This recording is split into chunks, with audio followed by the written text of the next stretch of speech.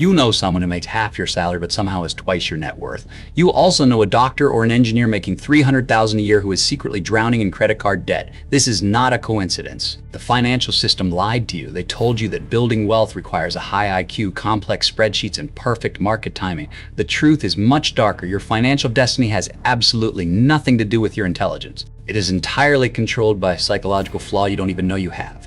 In the next few minutes, we are going to completely dismantle how you view capital. We will look at the exact behavioral traps that keep highly intelligent people permanently broke. You will understand why your college degree is useless against financial panic, why status is the enemy of wealth, and how the system weaponizes your own ego against you. Write this down now. Money is not about math. It is about behavior. Let's break down the psychology. The biggest trap of modern education. We are taught to treat money like physics. We believe there are strict rules and formulas. If you memorize the formula, you get rich. But finance is not physics, it is psychology. People do not make financial decisions on a spreadsheet. They make them at the dinner table. They make them in moments of stress, jealousy, pride, and fear. A genius mathematician who lacks control over their emotions will experience total financial disaster. Meanwhile, a high school dropout with extreme emotional discipline and patience can accumulate a massive fortune. This happens constantly. Ronald Reed was a gas station attendant and a janitor. He lived a completely unremarkable life. When he died at age 92, the world discovered he had a net worth of $8 million.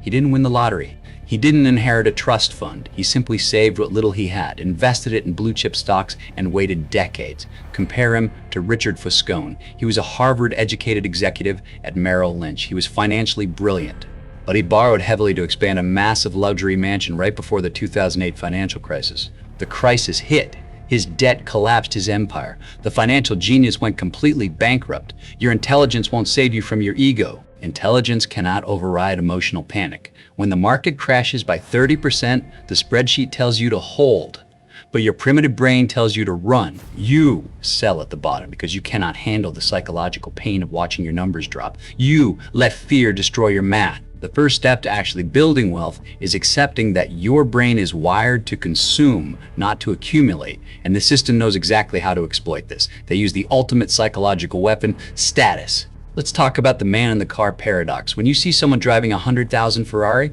you rarely think about the driver. You think about yourself. You imagine how much people would respect you if you were driving that car. But here's the brutal reality. Nobody respects the man in the car. They are only imagining themselves in the driver's seat. We buy expensive things to signal to the world that we have money. We want respect, we want admiration. But buying things to show people how much money you have is the absolute fastest way to have less money. Here is where everyone fails. The financial industry profits entirely off this illusion. They want you to confuse income with wealth. A $200,000 salary is income. It is highly visible. A $100,000 car is visible. Massive mortgage on a luxury house is visible. But none of that is wealth. Wealth is exactly what you do not see. Wealth is the car not purchased. It is the vacation not taken. It is the $50,000 sitting quietly in an index fund. Wealth is the psychological restraint to ignore the urge to upgrade your lifestyle the moment your paycheck increases. When people say they want to be a millionaire, what they actually mean is they want to spend $1 million. That is the exact opposite of being a millionaire. The system wants you to be a high-income consumer. They want you earning $150,000 a year and spending $149,000 to maintain the appearance of success. Because as long as you are spending your entire paycheck, you are trapped. You cannot quit your job. You cannot take risks. You are perfectly obedient.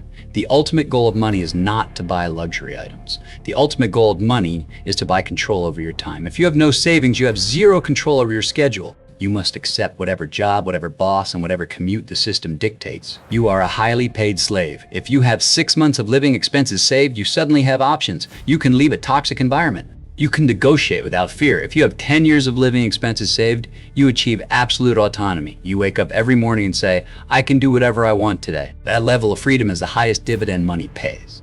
But you will never reach it if you let your ego dictate your spending. To break out of the trap, you must change how you view financial success. You do not need to be the smartest person in the room. You do not need to find the perfect investment. You need to become emotionally unbreakable. You must master the art of survival. Earning money requires taking risks, but keeping money requires the exact opposite. It requires humility. It requires the constant paranoid fear that everything you have could be taken away. Warren Buffett is considered the greatest investor of all time, but his real secret is not his intelligence. It is his lifespan. Buffett has been investing since he was 10 years old. Over 90% of his massive net worth was accumulated after his 65th birthday. It wasn't a secret algorithm. It was the silent, brutal power of compounding. Compounding is entirely counterintuitive. Our brains do not understand exponential growth. We expect linear results. When we don't see massive returns in 6 months, we get bored. We sell the safe asset and buy into a risky trend. We interrupt the compounding process. And the moment you interrupt compounding, you destroy your wealth. Good investing is not about making the highest returns. The highest returns are usually one-off hits that cannot be repeated.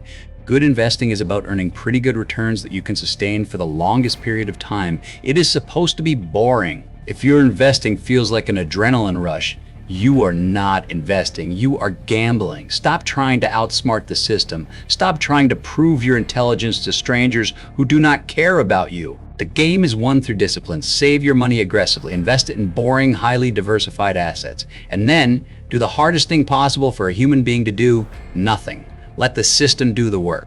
Your ego wants action. Your ego wants status. Deny it.